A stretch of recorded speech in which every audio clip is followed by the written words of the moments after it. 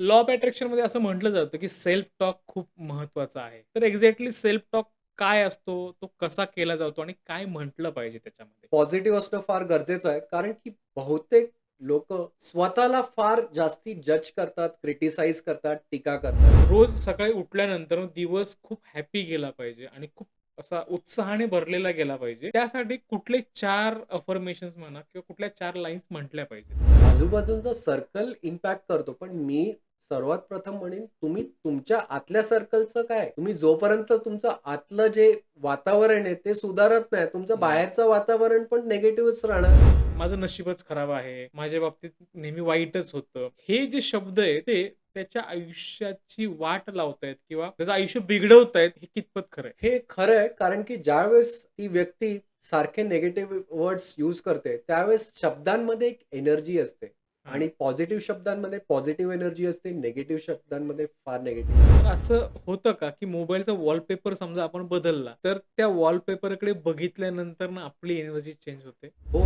नुसतं तुम्ही व्हिज्युअलाइज करता, की ही गोष्ट झालेली, त्यांनीच काम नाही होणार. तर तुम्ही तसे ॲक्शन अफर्मेशन म्हणजे कृतीचे अफर्मेशन त्यांनी तुम्ही स्वतःला सांगता, की मी हे गोल अचीव्ह करण्यासाठी जी ॲक्शन करायला पाहिजे, हं. ती सुद्धा केलेली आहे. ओके. त्याच्याने तुम्ही ॲक्शनमध्ये जास्ती लवकर येता. सरांनी जो थॉट सांगितला, की जर तुम्ही लॉ ऑफ अट्रॅक्शननी ह्या गोष्टी मॅनिफेस्ट केल्या, तर नवीन संधी 100% चालून येऊ शकतात, याचा मला तरी विश्वास आहे.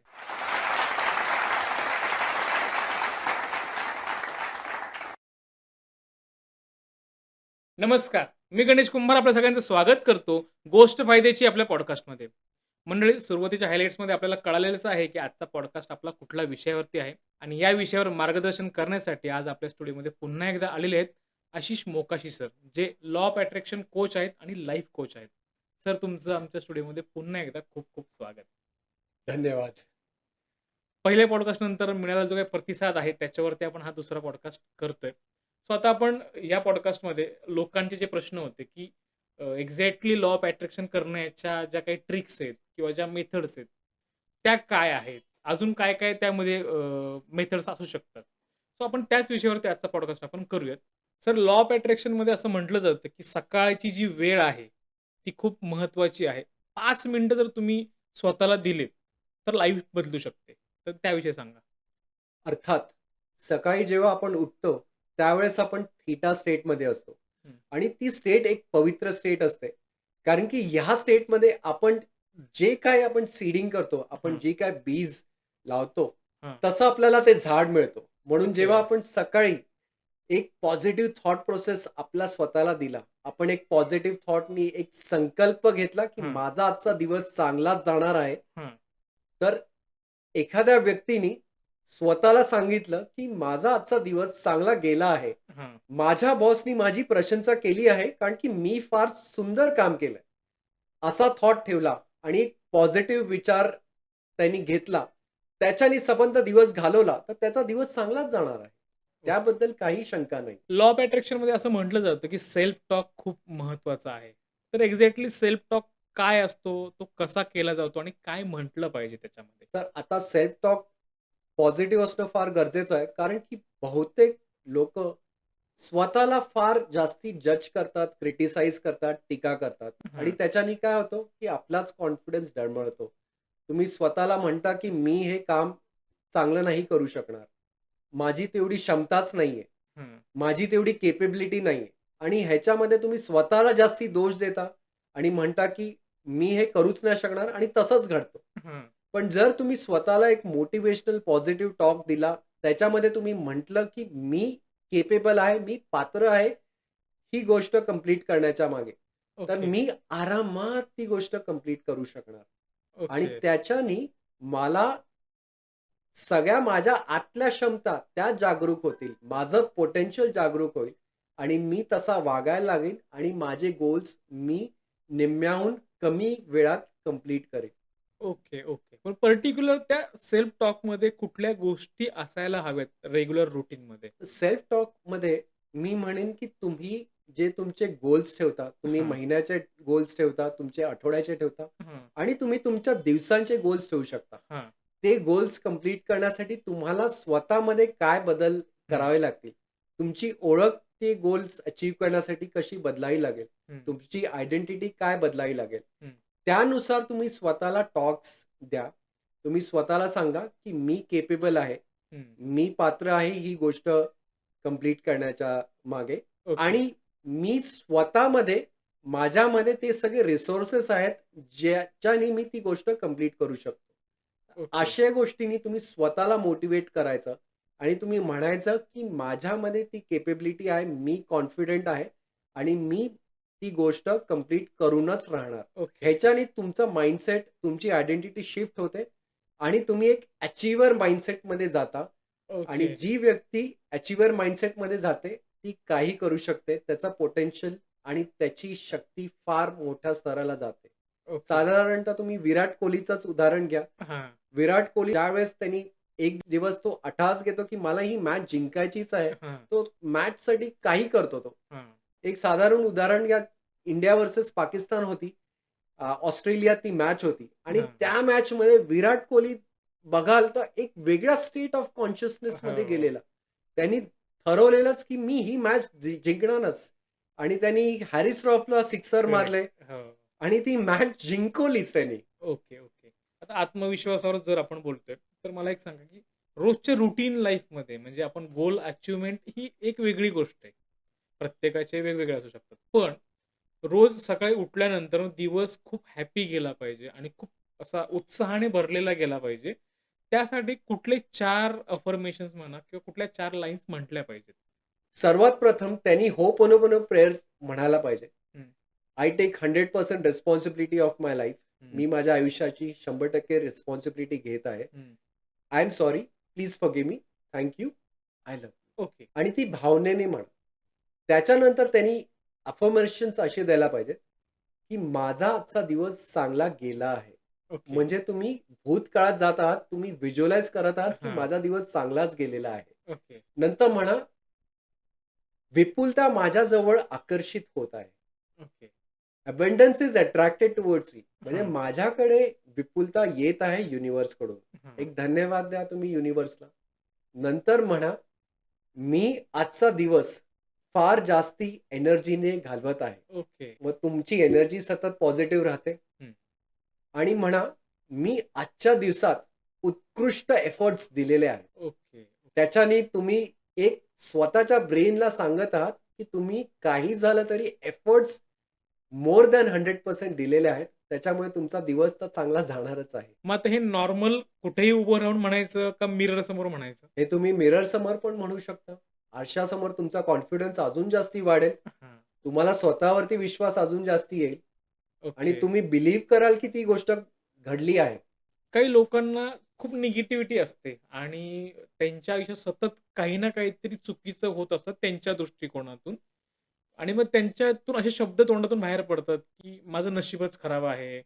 माझ्या बाबतीत नेहमी वाईटच होतं. हे जे शब्द आहेत, ते त्याच्या आयुष्याची वाट लावतायत किंवा अ, काय म्हणतो आपण त्याचं आयुष्य बिघडवतायत. हे कितपत खरं आहे? हे खरं आहे, कारण की ज्यावेळेस ती व्यक्ती सारखे निगेटिव्ह वर्ड्स यूज करते, त्यावेळेस शब्दांमध्ये एक एनर्जी असते हां, आणि पॉझिटिव्ह शब्दांमध्ये पॉझिटिव्ह एनर्जी असते, निगेटिव्ह शब्दांमध्ये फार निगेटिव्ह एनर्जी असते. हां. त्यामुळे जर कोण सारखं म्हणत असेल, स्वतःला जज करून म्हणत असेल, की माझं आयुष्य असंच झालंय, तसंच झालंय, तर त्या गोष्टी अजून जास्ती घडायला लागतात. आणि ह्याचं ओके. कारण काय आहे, की युनिव्हर्स तुमच्या एनर्जीला ऐकतो. हं. तुम्हाला वाटतो की शब्द आहेत, पण शब्द तर ऐकतोच युनिव्हर्स, पण शब्दांहून जास्ती युनिव्हर्स तुम्ही जी एनर्जी ज्याला तुम्ही व्हायब्रेट करताय, हां. ज्या फ्रिक्वेन्सीला व्हायब्रेट करताय, त्या फ्रिक्वेन्सीला युनिव्हर्स एक उत्तर देतो. आणि जर हां. तुम्ही निगेटिव्ह फ्रिक्वेन्सीला असाल, तर तुम्हाला युनिव्हर्स निगेटिव्हिटी अजून देणार. ज्या करेक्ट. गोष्टीला तुम्ही व्हायब्रेट करताय, ज्या फ्रिक्वेन्सीला तुम्ही आहात, त्या फ्रिक्वेन्सीवरती युनिव्हर्स तुमच्याशी एक तसंच प्रत्युत्तर देतो. म्हणून पॉझिटिव्ह एनर्जीमध्ये व्हायब्रेट करणं फार गरजेचं आहे. मग साधारण मला एक सांगा, ह्या गोष्टी जर तो व्यक्ती सतत म्हणत असेल, तर त्याचं आयुष्य पुढे काय दिसतं? त्याच्या आयुष्यात कमतरताच दिसते, स्कॅर्सिटी दिसते. तो सारखं स्वतःला म्हणतच असतो, की पैसे कमी आहेत, माझ्या आयुष्यात हे नाहीये, ते नाहीये, अमुक-तमुक सारख्या कंप्लेंट्स देत असतो. त्याला मिळतो काय? अजून कंप्लेंट्स. ओके. अजून त्या गोष्टी मॅनिफेस्ट होत राहतात आणि ती सायकल चालू राहते. पॅटर्न्स त्याच रिपीट होतात आणि त्याला कळत नाही की असं का होतंय. कारण की त्याचा ओके. दिवसच त्याच्या दिनक्रमच त्याच्या अशा निगेटिव्ह सेल्फ टॉकनी चालू होतो, कंप्लेंट्सनी चालू होतो. सगळीकडे कंप्लेंट करतो. मग त्याला माणसं जी आसपासला भेटतात हं. ती पण तशीच असतात त्याच्यासारखी ओके. निगेटिव्ह. हं. त्यामुळे तो त्या सायकलमधनं बाहेरच पडू नाही शकत. Correct, correct. मी आता त्या विषयावरच येणार होतो, की आजूबाजूचं जे वातावरण आहे, जो आपला सर्कल असतो, तो किती इम्पॅक्ट करतो ह्या गोष्टींमध्ये? आजूबाजूचा सर्कल इम्पॅक्ट करतो. पण मी सर्वात प्रथम म्हणेन तुम्ही तुमच्या आतल्या सर्कलचं काय? हां. तुम्ही जोपर्यंत तुमचं आतलं जे वातावरण आहे ते सुधारत नाही, तुमचं हं. बाहेरचं वातावरण पण निगेटिव्हच राहणार. करेक्ट. आणि पहिली गोष्ट म्हणजे तुम्हाला काय असं सगळीकडे तुम्हाला स्वर्ग असं मिळणार नाही. हां. पण जेव्हा तुमच्या आतमध्ये जी ऊर्जा, पॉझिटिव्हिटी ऊर्जा येते, हं. त्याच्यानंतर तुमच्या आसपासचे पण व्यक्ती सगळे पॉझिटिव्ह होऊन जातात किंवा पॉझिटिव्ह लोकं तुमच्या आयुष्यात जास्ती करेक्ट. यायला लागतात. ओके. तर जर तुम्ही तुमच्या आतलं जे एक गार्डन आहे, त्याच्यामध्ये तुम्ही चांगली झाडं आणि फुलं नाही लावली, तर हं, हं. तुम्हाला काय मिळणार आहे? करेक्ट. तुम्हाला तसेच लोकं तुमच्या बाहेरच्या जीवनामध्ये पण तशीच लोकं भेटतील. हां. जर तुम्ही आतल्या तुमच्या गार्डनमध्ये झाडांना पाणी घातलं, फुलांना पाणी घातलं, एक सुंदर एक असं एक गार्डन बनवलं, बगीचा बनवला, हां. त्याच्यानंतर तुमचं बाहेरचं जीवन पण तितकंच सुंदर होणार आहे. आता नॉर्मली मोबाईल आपण सगळेजण वापरतो. तर असं होतं का, की मोबाईलचा वॉलपेपर समजा आपण बदलला, तर त्या वॉलपेपरकडे बघितल्यानंतर ना आपली एनर्जी चेंज होते? हो, कारण की आपण ज्यावेळेस त्या वॉलपेपरवरती बघतो, त्यावेळेस आपल्या अंतर्मनात, आपल्या सबकॉन्शियस माइंडला ते सारखं एक इमेज इम्प्रिंट होते, हं. की आपण ती गोष्ट अचीव्ह करत आहोत आणि ओके. आपण ते व्हिज्युअलाइज करायला लागतो. आपल्याला ते चित्र एक आठवण करून देते. हं. आपण ती गोष्ट अचीव्ह केलेली आहे. आपण ओके. त्याच्यामध्ये आपण सक्सेसफुल झाले आहोत. आपण यशस्वी झाले आहोत. तर म्हणून मी माझ्या विद्यार्थ्यांना हे सांगतो आणि माझे जे कम्युनिटी मेंबर्स आहेत त्यांनाही हेच सांगतो, की तुम्हाला जी गोष्ट मॅनिफेस्ट करायची आहे, त्याचा तुम्ही वॉलपेपर ठेवणं गरजेचं आहे, आवश्यक आहे. तुम्हाला ओके. जर गाडी मॅनिफेस्ट करायची आहे, तर गाडीचा वॉलपेपर ठेवा. तुम्हाला जर घर मॅनिफेस्ट करायचं आहे, तर तुम्ही घराचा फोटो आपल्या मोबाईलच्या वॉलपेपरवरती ठेवा. जर तुम्हाला चांगली रिलेशनशिप मॅनिफेस्ट करायची आहे आणि तुमचं लग्न झालंय, तर तुम्ही तुमच्या पार्टनर बरोबर एक चांगला फोटो एक वॉलपेपर म्हणून ठेवा मोबाईलवरती.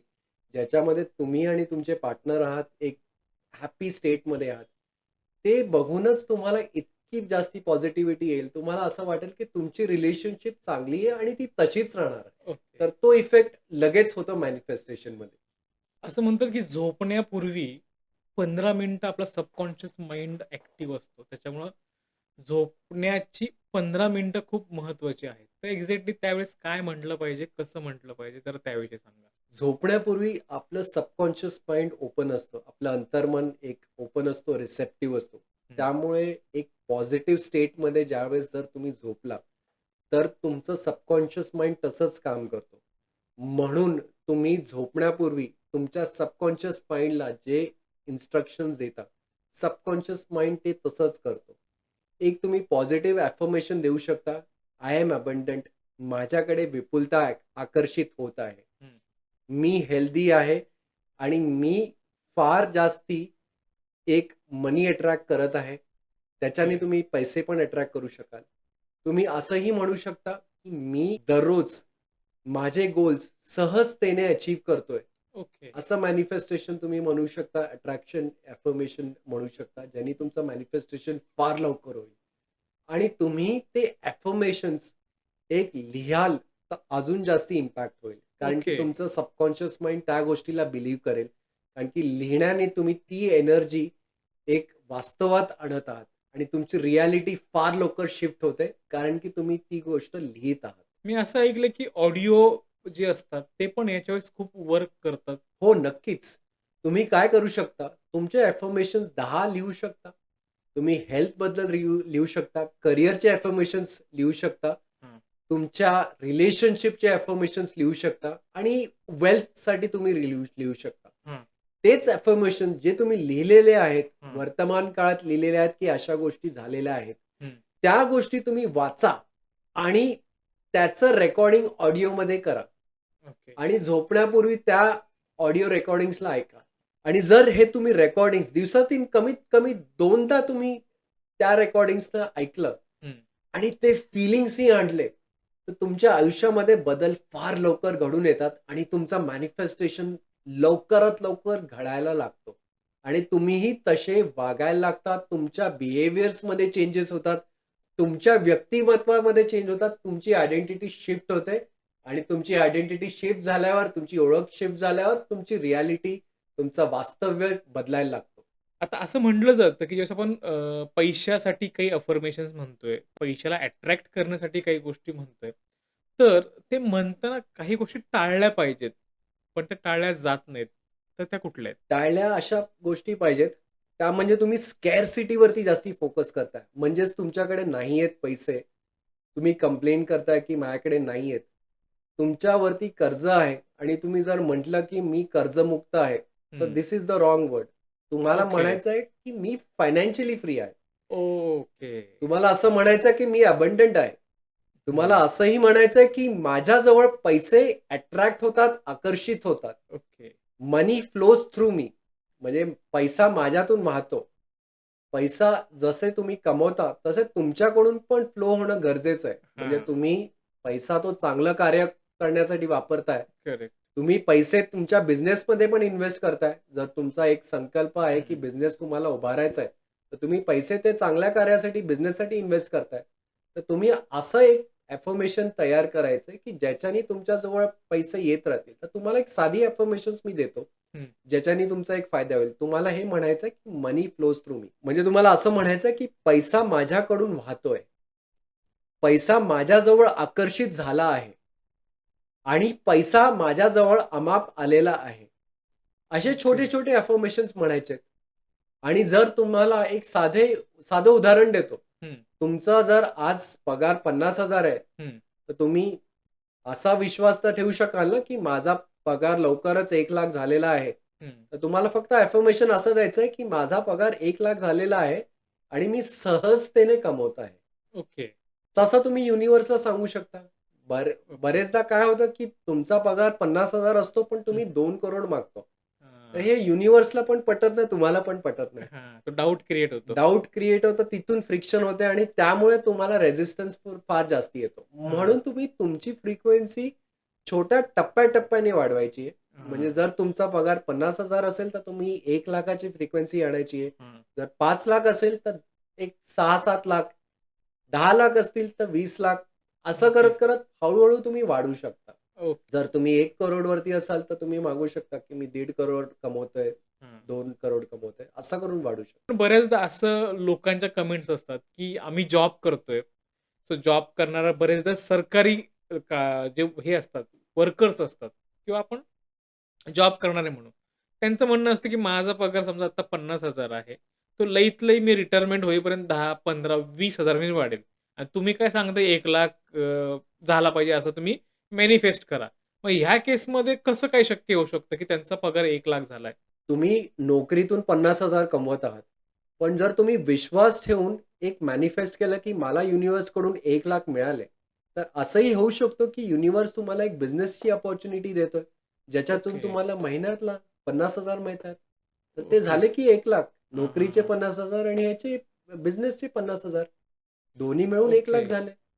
तुम्ही अपॉर्च्युनिटीजसाठी आत्तापर्यंत तुम्ही ओपनच नाही आहात, तर हां. तुम्हाला अपॉर्च्युनिटीज येणार कुठून? पण करेक्ट. ज्यावेळेस तुम्ही एका विश्वासाने युनिव्हर्सकडे मागता आहात, त्यावेळेस युनिव्हर्स तुम्हाला अपॉर्च्युनिटीज देतो हां. आणि तशा संधीतून तुम्हाला सोनं करता येतं. म्हणजे आयडियली आपण एक म्हणजे थोडक्यात जे नोकरदार आहेत, जे नोकरी करतायत, त्यांनी स्वतःच्या माइंडला एक गेट लावलंय, की मी याच्यापुढे नाही जाऊ शकत. सो आयडियली ते गेट जे आहे, ते हे आपण लॉ ऑफ अट्रॅक्शननी तोडू शकतो. ते तोडू शकतो आणि तुम्हाला मी एक उदाहरण देतो. तर तुम्हाला हत्तीची गोष्ट माहिती असेल. हत्तीला रशीनी बांधतात आणि हत्तीला लहानपणापासून रशीनी बांधतात आणि ते लहानपणापासून बांधल्यामुळे त्याला ते असं डोक्यामध्ये फिक्स होतं, की मला ही रशी तोडताच येणार नाही. हं. आणि मोठा झालेला हत्ती असतो त्याच्यामध्ये त्या कैक पटीने शक्ती असते, ज्याने ती रस्सी तोडून आरामात चालू शकेल. पण त्याच्यामुळे काय होतं लहानपणामुळे ती एक मानसिकता फिक्स झालेली असते आणि त्याच्यामुळे तो तेच बिलीव्ह करतो, की मला ही रस्सी तोडता येणार नाही. तसंच गव्हर्नमेंट जॉबचं जे उदाहरण दिलं त्यांना तसाच विश्वास बसलेला आहे, की 50,000च आहे, मी तेवढेच कमवू शकतोय आणि त्याच्या बाहेर मी कमवू नाही शकणार म्हणून हे गेट ते अजूनही तोडू नाही शकत आहे. जर ओके. त्यांनी तो माइंडसेट चेंज केला कुठे ना कुठे, हं. त्यांची आयडेंटिटी शिफ्ट केली, त्यांनी ते अपॉर्च्युनिटीसाठी ओपन होतील. वेगळ्या-वेगळ्या ओके. संधी जे युनिव्हर्स देतोय त्याच्यासाठी ओपन होतील आणि नवीन संधी पण मिळेल त्यांना आणि कुठून पण ते पैसा कमवू शकतात. मला वाटतं सरांनी आता खूप सुंदर मुद्दा सांगितलाय, की जी लोकं जॉब करतायत, जे पर्मनंट आहेत. गव्हर्नमेंटच नाही पण प्रायव्हेट ह्याला पण जे पर्मनंट आहेत त्यांचा पगार फिक्स आहे. लईत लई वाढून रिटायरमेंटपर्यंत 10, 20, 30,000 होऊ शकतो. डबल कमवू नाही शकत. ही एक त्यांची मानसिकता आहे. कदाचित ती रिॲलिटी पण असेल. पण सरांनी जो थॉट सांगितला, की जर तुम्ही लॉ ऑफ अट्रॅक्शननी ह्या गोष्टी मॅनिफेस्ट केल्या, तर नवीन संधी 100% चालून येऊ शकतात. याचा मला तरी विश्वास आहे. तर आपल्याला असं बघायला मिळतं, की अशा मानसिकतेची बरीच लोकं असतात, जी तक्रार करतात. की माझ्याकडे हे नाही म्हणून मला पैसे कमवता येत नाही. माझं शिक्षण नाही झालं म्हणून मला जॉब मिळत नाही किंवा माझ्याकडं कॉम्प्युटर नाही किंवा माझ्याकडे ते टूल नाही म्हणून मी प्रगती करू शकत नाही. अशा बऱ्याच गोष्टी असतात. सो ही जी गोष्ट आहे तक्रार करणं, ती कशाप्रकारे या मॅनिफेस्ट जर्नीमध्ये अडथळा आणू शकते? तर तुम्ही तक्रार करायला लागला, तर पहिली गोष्ट म्हणजे युनिव्हर्स तुमच्या फ्रिक्वेन्सीला रिस्पॉन्ड करतो आणि ओके. जर तुमची फ्रिक्वेन्सी साधारणतः स्केअरसिटीची असेल हं. आणि तुम्ही सारखं म्हणता, की माझ्याजवळ हे नाहीये, ते नाहीये, तर युनिव्हर्स तुम्हाला काय देतो? अजून जास्ती स्केअरसिटी आणि कमतरता. ओके. आणि जर तुम्ही तुमचा माइंडसेट शिफ्ट केला अबंडन्सला, माझ्याकडे हे आहे, त्याच्यामधून मी काय-काय करू शकतो, असा हां. जर तुम्ही माइंडसेट ठेवला, तर तुम्ही बरंच काही करू शकता. पण तुम्ही करता काय आहात? तक्रार करतायत, तुमच्याकडे हे नाहीये, म्हणून तुम्ही करू नाही शकत, ते नाही करू शकत. त्याच्यामुळे तुम्ही अडकून पडता आणि तुम्ही अजून काहीच नाही करू शकत. तर ह्याच्यावरतीच मी एक उदाहरण देऊ हं. इच्छितो. इलॉन मस्कची कंपनी SpaceX. हां. तर ते रशियात गेलेले आणि त्यांनी मागितलेला त्यांच्याकडे रॉकेट, की आम्हाला रॉकेट बनवायचंय, आम्हाला पार्ट्स पाहिजेत, हां. असं-असं पाहिजे. पण त्यांनी सांगितलं, की आम्ही तर तुम्हाला नाही देणार आणि त्यांनी एक प्राईस कोट केली. ती इतकी जास्ती महागडी प्राईस होती. हं. तर इलॉन मस्क आणि त्याचे जे सहकारी होते ते बोलले, की हे आपण पेच नाही करू शकणार. हं. मग इलॉन मस्कनी एक आयडिया केली. त्यांनी विचार केला, आपण रिसोर्सफुल कसे बनू शकतो ओके. आणि त्यांनी संबंध रॉकेट सायन्सचा स्टडी केला, पुस्तकं वाचली आणि बघितलं, की त्यांनी कमीत कमी किमतीमध्ये रॉकेट कसं बनवता येईल आणि ओके. ते सगळे पार्ट्स त्यांनी बघितले, की कुठून आपण मॅन्युफॅक्चर करू शकतो, काय करू शकतो, काय जुगाड लावू शकतो, ज्यानी ते हां. रॉकेट जाईल आणि परत हां. येईल. आणि हा जो त्यांना शोध लागला, हं. त्यांनी विचार केला, की आपण हे रॉकेट बनवायचाच, आपणच सगळे पार्ट्स बनवायचे, आपणच इथूनच सगळं सोर्स करायचं हां. आणि जिथे होईल तिथे जुगाड लावून क्वालिटी पण त्याच्यामध्ये हां. आपण काही कमतरता सोडायची नाही. हां. आणि त्यांनी ते रॉकेट उडवून दाखवलं आणि तेच रॉकेट परत आलं. हां. ह्याच्यामुळे जगभरात एक क्रांती घडली आणि ती म्हणजे रॉकेट सायन्समध्ये आज कुठल्याच देशाकडे ही टेक्नॉलॉजी नाहीये, जी इलॉन मस्कनी पहिल्यांदा आणली. ते रॉकेट जातो आकाशामध्ये आणि तसंच्या तसा येतो. त्याच्यामुळे हां. पैसे वाचतात. कमीत कमी किमतीमध्ये ते रॉकेट जातं आणि पुढे ओके. त्यांचा असा व्हिजन आहे, की ते रॉकेट ते एक दिवशी मार्सला पाठवणार आहेत. येस. आणि त्यांचा थॉट प्रोसेस असा आहे, की मानवताला मार्सवरती स्थायिक व्हायला पाहिजे, असा त्यांचा थॉट प्रोसेस आहे. तर ही ओके. त्या व्यक्तीची व्हिजन आहे. म्हणजे तुम्ही बघा इलॉन मस्क रॉकेट जर बनवू शकतो, तर आपण तर छोट्याशा गोष्टीची हां. बोलतोय. करेक्ट, कॉम्प्युटर वगैरे आपल्याकडे नाहीये, तर बरंच रिसोर्सफुल बना. करेक्ट, आजकाल तर मोबाईल तर सगळ्यांजवळ असतोच. बरंच काही करेक्ट. करू शकतो आपण. मला वाटतं हा खूप सुंदर तुम्ही थॉट सांगितला इलॉन मस्कचा, की ते करू शकतात तर आपण का नाही करू शकत? बिलकुल. येस. मग समजा आता असे बरेच लोक आपल्याला मिळतात, की त्यांना नवीन काहीतरी करायचं म्हटलं भीती वाटते, घाम फुटतो, बीपी हाय होतो काही-काही केसमध्ये. मग समजा या पूर्ण या ट्रॉमामधून जर बाहेर यायचं असेल, तर डेली सकाळी उठल्यावरती आरशासमोर उभं राहून काय अफर्मेशन्स म्हटले पाहिजेत, जेणेकरून ते याच्यातून बाहेर येतील? जर तुम्हाला भीती वाटते आणि तुम्हाला त्या ट्रॉमामधून बाहेर निघायचं, तर सर्वात प्रथम काय बोलायचं? असं नाही बोलायचं, की मला भीती नाही वाटत आहे. हं. असं म्हणायचं, की मी कॉन्फिडंट आहे. ओके, ज्या गोष्टीची भीती वाटते सांगायचं, की मी आरामात ही गोष्ट करतोय. ओके. तुम्हाला जर एका डोंगरावरती चढण्याची भीती वाटते, तर सांगा, की मी आरामात करतोय आणि मला डोंगर चढण्यामध्ये आनंद मिळतो. ओके. ते करून दाखवा.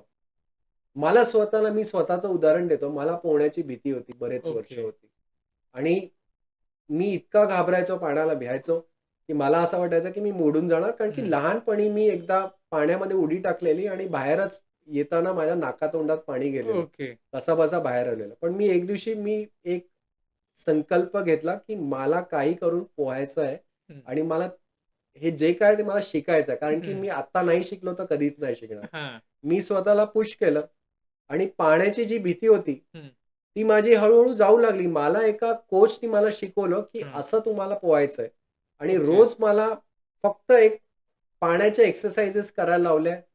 रोज 10 सेकंद मी पाण्यामध्ये आतमध्ये जाऊन बबल्स काढायचो आणि नंतर ओके. मला एक दिवशी डीप वॉटरमध्ये टाकलं हां. आणि नंतर मी पोहत होतो. हात-पाय मारत होतो. खूप जास्ती मारत होतो आणि मग ते बोलले, की "तुला तर स्विमिंग येतं. काय गरज आहे तुला?" ओके. लाईफ जॅकेट त्यांनी काढलं, फेकून दिलं. आणि नंतर मग मी एवढे जास्ती हात-पाय मारायला लागलो आणि नंतर मला यायला लागलं आणि नंतर ओके. मला मजा यायला लागली. आणि मला कळलं, की ही तर नवीनच दुनिया आहे. हं, हं, तर हं. भीतीला असा मात करू शकता. तुम्ही छोटे-छोटे स्टेप्स घ्या, बेबी स्टेप्स घ्या आणि भीतीवर मात करा. असं म्हणतात, की लॉ ऑफ अट्रॅक्शनमध्ये नको. तर हा वर्ड जो आहे, तो कुठलंही अफर्मेशन बोलताना नाही आला पाहिजे असं म्हणतात. तर त्याच्या मागचं कारण काय? त्याच्या मागचं कारण असं आहे, की जेव्हा आपण नको किंवा नकारात्मक अफर्मेशन देतो, हां. त्यावेळेस युनिव्हर्स काय करतो, ते त्याच शब्दाला एक पकडतो हां. आणि तुम्हाला त्या गोष्टीचं जास्ती मॅनिफेस्टेशन करून देतो. ओके. त्यामुळे तुम्हाला त्याचं अपोझिट अफर्मेशन करायचंय आणि ते पॉझिटिव्ह अफर्मेशन करायचंय. ओके. म्हणजे जर जी गोष्ट तुम्हाला पाहिजे असेल, तर त्या गोष्टीचं अफर्मेशन द्या. तुम्हाला एखादी गोष्ट नकोय, तर ती नकोय गोष्ट असं नका म्हणू युनिव्हर्सला. त्याच्या अपोझिट जी गोष्ट आहे, ती गोष्ट पाहिजे आहे असं जसं म्हणा. की जसं की? आता तुम्ही म्हणता, की मला ट्रॅफिकमध्ये प्रवास नाही करायचा आहे. हं. तर तुम्ही बोलता, की युनिव्हर्स मला ट्रॅफिकमध्ये प्रवास नाही करायचा आहे. हां. रोज असं बोलला तर तुम्हाला अजून ट्रॅफिक भेटेल. Okay, okay. पण जर तुम्ही म्हणाला, की मला मोकळ्या रस्त्यातून ड्राईव्ह करायला आवडतो ओके. आणि मला मोकळे रस्ते दिलेले आज मला फार बरं वाटेल. मला हां. आनंद होईल. तर तुम्हाला कुठून ना कुठून तरी मार्ग निघेल तुमचा आणि तुम्ही ओके. लवकर पोहोचाल. म्हणजे नको हा एक्झॅक्टली उलटं काम करतो. हो, अर्थातच. अगदी उलटा काम करतो आणि तुमचं काम आहे ते अजून बिघडून जातं. समजा दिवसाची सुरुवात करायची आहे, तर एक पॉझिटिव्ह सवय आपल्याला लागली पाहिजे, जेणेकरून दिवस पूर्ण एनर्जेटिक जाईल. तर ती सवय कुठली असावी? ती सवय अशी असावी, की तुम्हाला ध्यान करायला पाहिजे. ध्यानाने तुमची ओके. एनर्जी लेव्हल फार वाढते. 10 मिनिटं, 15 मिनिटं ध्यान करा. एक नामस्मरण जे करता आहे, हं. आपल्या सगळ्या संतांनी सांगितलं पॉझिटिव्ह. हे नामस्मरण सारखंच आपलं अफर्मेशन्स आहेत ते म्हणा. ओके. पॉझिटिव्ह अफर्मेशन्स म्हणा. त्यांनी तुमची आतली स्थिती इम्प्रूव्ह होते. तुम्हाला एक पॉझिटिव्हिटी येते मनामध्ये. तुम्हाला एक वाटतो, एक आत्मविश्वास आहे तो येतो आणि तुम्ही एक व्हिज्युअलायझेशन करा, की माझं हे गोल अचीव्ह झालेलं आहे. ओके. माझा दिवस फार सुंदर गेलेला आहे आणि माझ्या बॉसनी माझी प्रशंसा केलेली आहे. माझं हे रिलेशनशिप आहे. हे फार आज आम्ही दोघे 4 गोष्टींवरती हसलो आणि चांगला टाईम स्पेंड केला. ओके. माझ्याजवळ पैसा दुसऱ्या दुसऱ्या सोर्सेसमधून आले आहे. तिसऱ्या सोर्सेसमधून आला आहे. ओके. सगळीकडनं माझ्याकडे पैसे येत आहेत. मी विपुलतासाठी पात्र आहे. माझ्या हेल्थमध्ये सुधार होत आहे आणि मी आज अर्धा तास व्यायाम केलाय त्याबद्दल मी आभारी आहे. ओके. म्हणजे हे फक्त एका ठिकाणी बसून डोळे बंद करून हे फक्त जस्ट बोलायचं आणि व्हिज्युअलाइज करायचं. व्हिज्युअलाइज करायचा. तुम्ही ॲक्शन अफर्मेशन्स करा. तुम्ही फील करा. तुम्ही बिलीव्ह करा. त्या गोष्टी झालेल्या आहेत आणि ॲक्शन अफर्मेशननी काय होईल, की तुम्ही स्वतःला सांगतायत, की मी हे कार्य पण केलंय. नुसतं तुम्ही व्हिज्युअलाइज करता, की ही गोष्ट झालेली त्यांनीच काम नाही होणार. तर तुम्ही तसे ॲक्शन अफर्मेशन म्हणजे कृतीचे अफर्मेशन त्यांनी तुम्ही स्वतःला सांगता, की मी हे गोल अचीव्ह करण्यासाठी जी ॲक्शन करायला पाहिजे, हं. ती सुद्धा केलेली आहे. ओके. त्याच्याने तुम्ही ॲक्शनमध्ये जास्ती लवकर येता. बऱ्याचदा असं लोकांमध्ये पाहायला मिळतं, की एखादा त्याचा मित्र यशाच्या शिखरावर गेला किंवा त्याला काही चांगलं झालं, की आपल्याच मित्राला थोडं वाईट वाटतं, की अरे ह्याला कसं मिळालं? थोडं ह्याला आपण म्हणतो, की जेलसी फील करणं जे म्हणतो. ती प्रत्येकामध्ये थोडी ना कुठे ना कुठेतरी 100% असते. मग समजा आपल्याला जेलस फील होतंय एखाद्या साठी किंवा मित्रासाठी, तर तीच गोष्ट आपल्या आयुष्यावरती काय वाईट परिणाम करते? तर तुम्हाला पहिली गोष्ट म्हणजे जेव्हा तुम्ही जेलस फील करता, त्यावेळेस तुम्ही तुमचे व्हायब्रेशन्स आणि एनर्जी लो करताय. ओके. आणि तुम्ही युनिव्हर्सला सांगताय, की हा व्यक्ती पुढे का गेला? हं. कुठेतरी तुम्ही त्या व्यक्तीला मागे खेचण्यासाठी युनिव्हर्सला सांगताय. हां. आणि जेव्हा तुम्ही अशी एनर्जी देता युनिव्हर्सला, हं. तर तुमच्यावरती पण तशीच एनर्जी येते. ओके. म्हणून एखादी व्यक्ती चांगलं करत असेल, तर तुम्ही त्याची प्रशंसा करावी. त्याला ॲप्रिशिएट करा आणि त्याच्यासाठी त्याचे जे अचीव्हमेंट्स आहेत, हां. ते तुम्ही सेलिब्रेट करा. ओके. कारण की उद्या तुमचे पण असेच अचीव्हमेंट्स येतील आणि दुसरे लोकं तुमचे अचीव्हमेंट्स सेलिब्रेट करतील. ओके. तर म्हणून तुमचे कर्म ह्या बाबतीत फार महत्त्वाचे आहेत. आणि त्याच्याच करता तुम्हाला एखादी व्यक्ती चांगलं करत असेल, तर तुम्ही त्याला ॲप्रिशिएट करा, तिला ॲप्रिशिएट करा. कारण की ओके. उद्या तुम्हाला पण एक चांगली संधी मिळेल. तुमच्या आयुष्यात पण चांगलं घडेल आणि त्यावेळेस तुमचे पण जे मित्र आहेत किंवा अजून कोण लोकं आहेत, ते तुमच्यासाठी ॲप्रिशिएट करतील. आता बरीचशी लोकं लॉ ऑफ अट्रॅक्शनसाठी काम करतायत, अफर्मेशन्स बोलतायत, व्हिज्युअलायझेशन करतायत. पण त्यांचं ते सक्सेस नाही होत आणि मग त्या केसमध्ये सारखं होतं, की मी प्रयत्न करतोय, मी प्रयत्न करतोय. पण हे जे वाक्य आहे, मी प्रयत्न करतोय, हे किती धोकादायक? प्रयत्न करतोय ह्याच्यामध्येच तुम्ही म्हणता, की मी फक्त प्रयत्न करतोय. हां. हेच वाक्य सर्वात जास्ती धोकादायक आहे. कारण की तुम्ही प्रयत्नच करत आहात. आता मी माईक पकडण्याचा प्रयत्न करतोय. हां. मी प्रयत्न करतोय, हं. पण मी धरला का माईक? हां.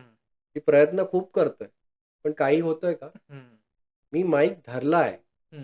म्हणजेच ही कृती जी आहे, ती मी हां. कंप्लीट केली आहे.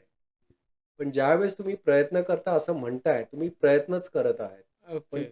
त्यामुळे तुमचं काय होतं, तुमचं मॅनिफेस्टेशन काम नाही करत आहे. त्यामुळे तुम्हाला स्वतःला एक अफर्मेशन असं द्यायचं आहे, की मी जी गोष्ट मला अचीव्ह करायची आहे, ती ऑलरेडी अचीव्ह केली आहे. ओके. आणि ॲक्शन अफर्मेशन पण द्यायचं आहे, की मी त्या गोष्टीला अचीव्ह करण्यासाठी ज्या ॲक्शन्स करायच्या आहेत, त्या मी नियमितपणे केल्या आहेत ओके. आणि मी सहजतेने केल्या आहेत. ओके. त्याच्याने तुमचं मॅनिफेस्टेशन अजून फास्ट होईल. तुम्ही ती गोष्ट अट्रॅक्ट लवकर करू शकाल. Correct, correct. तर मागच्या पॉडकास्टमध्ये मी उदाहरण तुम्हाला दिलेलं, आपल्या ऑडियन्सना दिलेलं, की तुम्ही गाडी एक व्हिज्युअलाइज करा. पण ह्याच्याबरोबर मी हेही सांगितलेलं, की तुम्ही गाडी शोरूममध्ये जाऊन ट्राय करा. एक एक्सपिरियन्स घ्या, की गाडी कशी फील होते. हां. तुम्ही त्याची टेस्ट ड्राईव्ह घ्या. हं. तुम्ही तो फील करा. त्याची वाइब कशी आहे? त्याचा स्मेल कसा आहे? सुगंध कसा हं, येतो? हं. आणि ती फीलिंग त्याचं परत व्हिज्युअलाइज करा. तुम्ही ॲक्शन घ्या, की प्रत्येक शोरूममध्ये जाऊन गाडी टेस्ट ड्राईव्ह करताय. तुम्ही स्वतःला सांगता, की मी गाडी लाईफमध्ये अचीव्ह केली आहे. हं. ती मॅनिफेस्ट केली आहे. असं म्हणा. त्यांनी तुमचं मॅनिफेस्टेशन लवकर होईल. करेक्ट. पण जर फक्तच तुम्ही म्हटलं, की मी व्हिज्युअलाइज करीन, तर ह्याच्याने नाही होणार. हं. तुम्हाला ती एक ॲक्शनमध्ये पण आणावी लागेल. करेक्ट. जेव्हा आपण ॲक्शन घेतो, तेव्हा मॅनिफेस्टेशन लवकर होतो.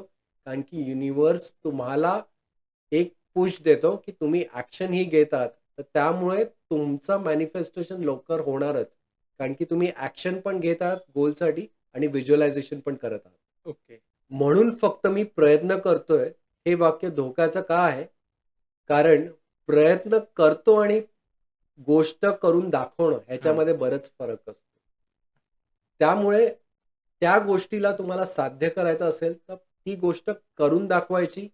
त्या गोष्टीसाठी तुम्हाला गोल्ससाठी तुम्हाला जी ॲक्शन घ्यायची आहे, ती ॲक्शन घ्यायची आणि म्हणायचं स्वतःला, की मी ती गोष्ट केलेली आहे. आपल्या आयुष्यामध्ये माझं मॅनिफेस्टेशन सफल झालेलं आहे आणि ती गोष्ट माझ्या आयुष्यामध्ये आलेली आहे. बऱ्याचदा असं होतं, की एखादा व्यक्ती मॅनिफेस्ट करतो टार्गेट ठेवून, की बाबा मला 4 महिन्यात, 2 महिन्यात, 1 वर्षात एखादी गोष्ट हवी आहे आणि त्यासाठी तो त्याच्या परीने प्रयत्न करतो. पण मग ती गोष्ट कधी-कधी अचीव्ह नाही होत.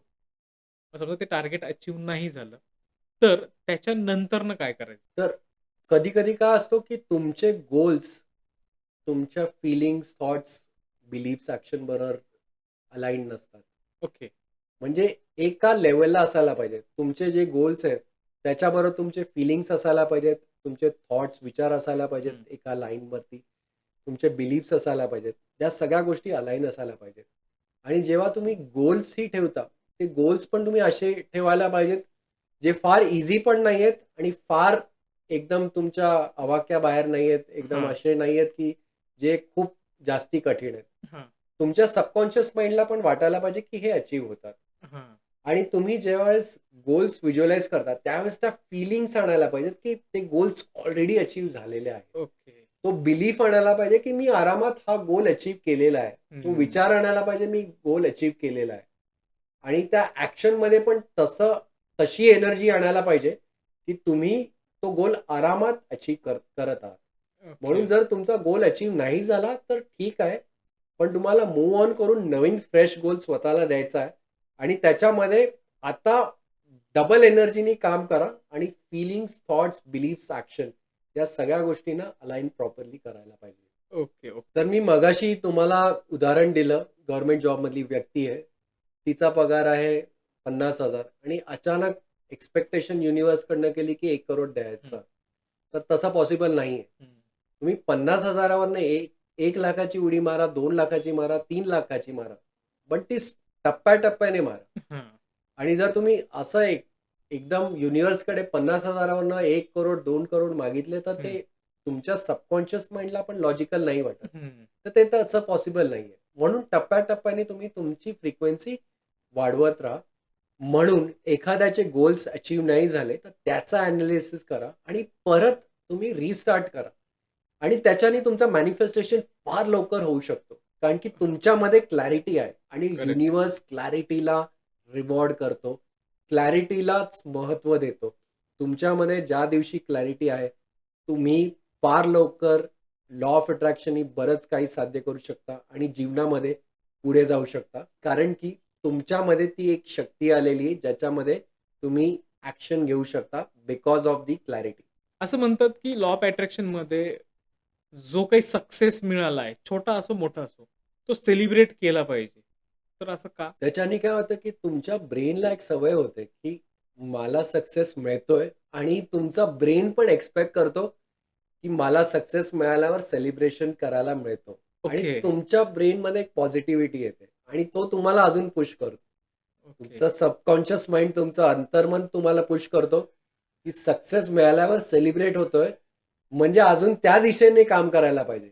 मग ओके, तुमचं सबकॉन्शियस माइंड तुम्हाला त्या दिशेने पुश करतो आणि एक प्रोत्साहन देतो, की लवकर तो गोल अचीव्ह कर. ओके. त्यामुळे छोट्या-छोट्या विन्स, छोट्या-छोट्या तुम्ही सक्सेसेस असतात, त्याला सेलिब्रेट करून तुम्ही स्वतःला एक मोटिव्हेशन देत आहात. तुम्ही स्वतःला एक पॉझिटिव्ह स्टेटमध्ये आणता आहात. म्हणून ओके. सक्सेस सेलिब्रेट करणं फार गरजेचं आहे. तर लॉ ऑफ अट्रॅक्शन आणि सबकॉन्शियस माइंड या दोघांचा एक्झॅक्टली काय संबंध आहे? ह्याचा दोघांचाही फार संबंध आहे. तुम्ही जे सबकॉन्शियस माइंडला सांगता तेच घडतो. आणि एक फार पॉवरफुल पुस्तक आहे. त्याचं नाव आहे सायको सायबरनेटिक्स. ओके.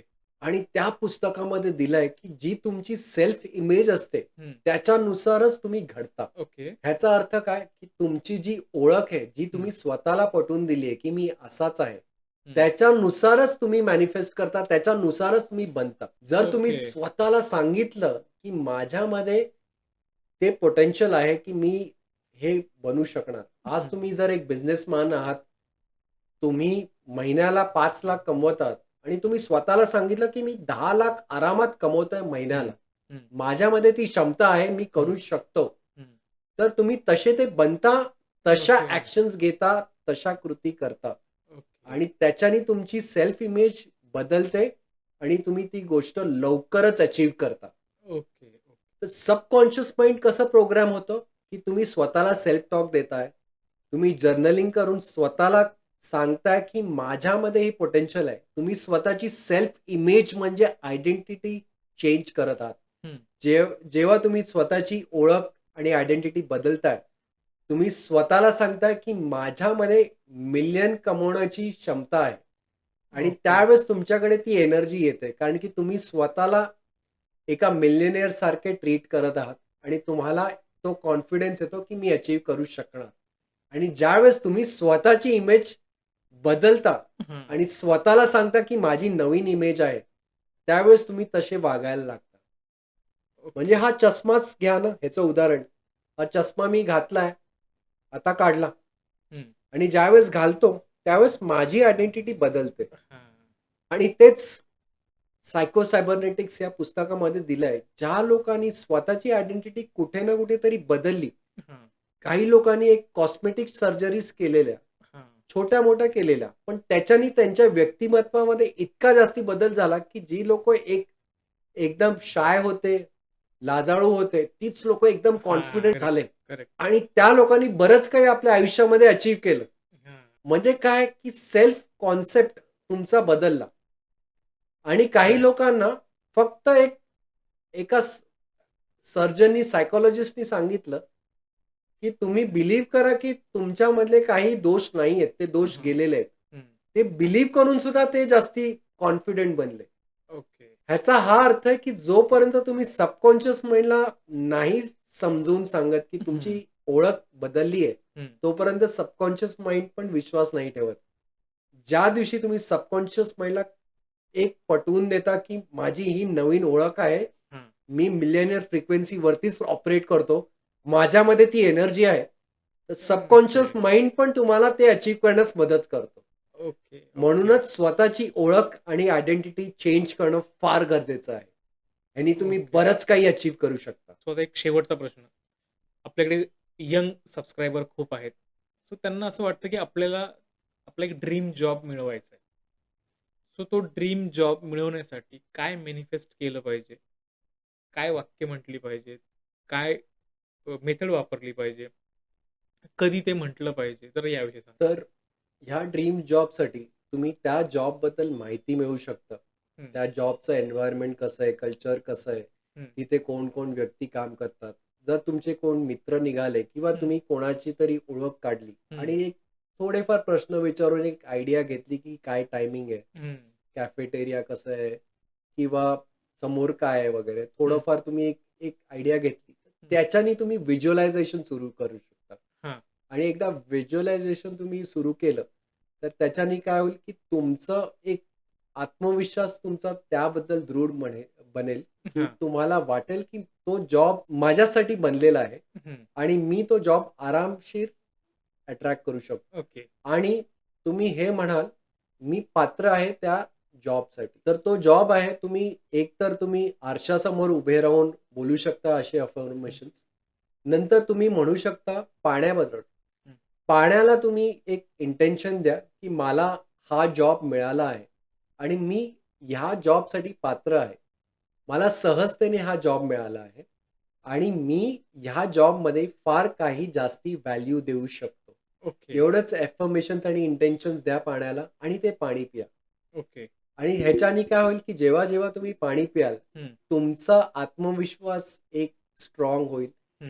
तुम्हाला एक कॉन्फिडन्स येईल, की तुम्हाला तो जॉब आरामशीर मिळेल. तुम्हाला इंटरव्ह्यूसाठी कॉल आला, तर तुम्ही इंटरव्ह्यू तो क्लिअर करालच. ओके. असं तुम्ही मॅनिफेस्टेशन फार लवकर करू शकता. आणि जर तुम्हाला वाटतंय, की तुम्हाला ह्याच्या व्यतिरिक्त अजून काही करायचंय, तर हं. आपल्याकडे पिलो टेक्निक तर आहेच. पिलो ओके. टेक्निक म्हणजे उशीचं टेक्निक. रात्री हां. झोपण्यापूर्वी उशीला सांगा, की मला हा ड्रीम जॉब मिळाला आहे. धन्यवाद. ओके. त्याच्याने काय होतं, की तुमच्या सबकॉन्शियस माइंडवरती एक प्रतिबिंब येतं, की हं. तुम्हाला तो जॉब मिळाला आहे आणि युनिव्हर्स तुमच्यासाठी तसे कंडिशन्स उत्पन्न करतो. ओके. तशा अपॉर्च्युनिटीज आणतो, की ज्याच्याने तुम्हाला तो जॉब मिळेल. वाह! म्हणजे ॲक्चुअली हे पिलो टेक्निक मला माहिती नव्हती. सो ती जर केली म्हणजे मला वाटतं याच्यामागे तुम्ही लॉजिकही सांगितलं, की ते उशाशी असतं सबकॉन्शियस माइंडला जास्त जवळ आणि एक ते बिंदू तयार होतात त्याच्यावरती. हो. मला वाटतं आत्तापर्यंत ज्यांनी पॉडकास्ट ऐकलाय त्यांना फक्त ट्रिक्स आणि ट्रिक्स आणि ट्रिक्स एवढंच पाहायला मिळालेलं आहे, ऐकायला मिळालेलं आहे. कुठलीही मेथड वापरा आणि तुमचे गोल्स तुम्ही अचीव्ह करा. मला वाटतं हा पॉडकास्टमध्ये एक पर्वणी झाली आहे. सरांनी सगळं भंडार इकडे उभं करून ठेवलेलं आहे, की तुम्ही काहीही घ्या. तुमचा काहीही गोल असू दे, कुठलाही प्रश्न असू दे, सगळे तुम्ही कुठलीही टेक्निक वापरा ते 100% पूर्ण होणार आहेत. ओके. सर आता बराच वेळ गप्पा मारतोय आपण. आपण आता थांबूयात. तुम्ही तुमचा अमूल्य वेळ दिला त्याबद्दल तुमचे खूप खूप आभार. धन्यवाद. आणि आता स्क्रीनवरती तुम्हाला सरांचा नंबर दिसतोय. तुम्हाला जर सरांकडून लाईफ कोचिंग करून घ्यायचं असेल किंवा तुम्हाला तुमचे गोल अचीव्ह करायचे असतील आणि सरांचं मार्गदर्शन हवं असेल, तर खाली नंबर दिसतोय त्याच्यावरती फोन करा किंवा WhatsAppवरती तुम्ही टेक्स्ट करून त्यांची अपॉइंटमेंट बुक करू शकता. तर हा एपिसोड जर तुम्हाला आवडलाय, अर्थात आवडलाच असेल, तर लाईक करा. जास्तीत जास्त लोकांपर्यंत शेअर करा, जेणेकरून त्यांच्या आयुष्यात थोडा तरी बदल हा एपिसोड पाहून होईल आणि त्याचे ब्लेसिंग्स तुम्हाला मिळतील. सो भेटूयात पुढच्या एपिसोडमध्ये. नमस्कार.